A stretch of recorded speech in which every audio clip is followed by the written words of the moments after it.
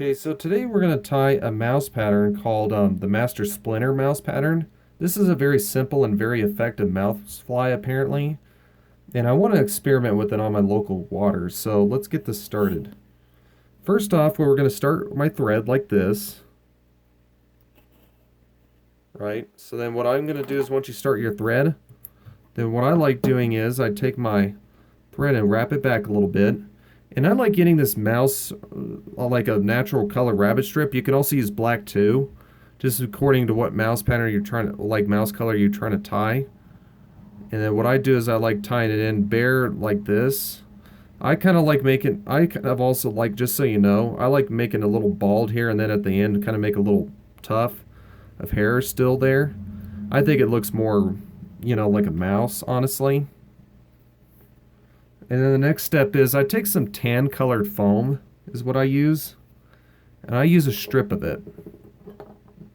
So what I do is I cut out a strip of this tan colored foam in 2mm to match my natural colored zonker strip.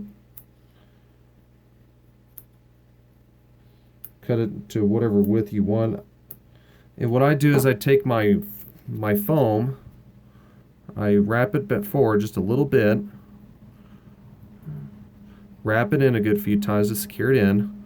And I like getting some good wraps here because, and to make sure when you by the way, when you tie this pattern, make sure you use thread that's very thick. I don't like using thread that's real thin because it'll break real easy. The next step is to take some more rabbit strip here in natural color or black depending on the color you're trying to match. And what I like doing is I get a good length here. A little more is better than too little because then you can trim off the excess if you need to. What I do is I take my rabbit strip, pluck off a little bit of the fibers in the front and then tie it in where it's bare like this, you know. And then I like wrapping my thread forward a little bit. And I just wrap my rabbit strip forward. It kind of gets up my nose a little bit. It kind of itches, but that's okay.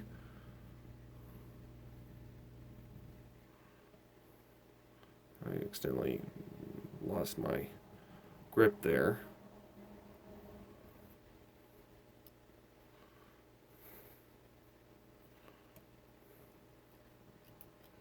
I'm going to take my rabbit strip and pluck it off like that. And what I do is I take my, sometimes if I get this, sometimes what I do is I sometimes get these fibers trapped a little bit, so if you have that issue, just pluck it out with your bodkin or whatever the case may be. Or use a brush also to brush it out. You can also do that too. Might be because the fibers are a little bit... There we go, that's better. So anyways, what I do is I then take my fibers, lash them down a little bit. And then what I like doing is I make a good couple wraps here. Kind of secure that head. And I double it over. Like this. Right now, since this is so short, if it was a little more longer, you do have to cut that excess too. And that's just the perfect length though, so that doesn't need to be cut. I was lucky that time. So then what I do is I do a good few whip finishes. I do a couple of them too because I kind of like it, make it more durable.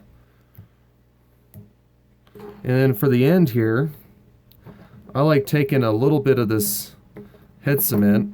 We got a little hair sticking out here.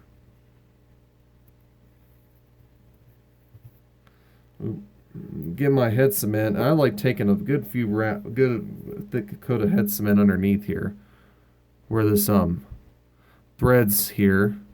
I kind of like getting a little bit underneath there so it keeps the thread intact. And that's it. That's how you tie the Master Splinter cart fly, or not cart fly in general. This can work for bass. This can also work for bigger trout and even pike maybe. But yeah, give this one a try. I really want to see if any of you guys like actually have luck with this. I want to have try it too. And what this does is when it swims, it kind of gives it that profile like it's swimming. But yeah, that's the Master Splinter fly. Thanks, guys.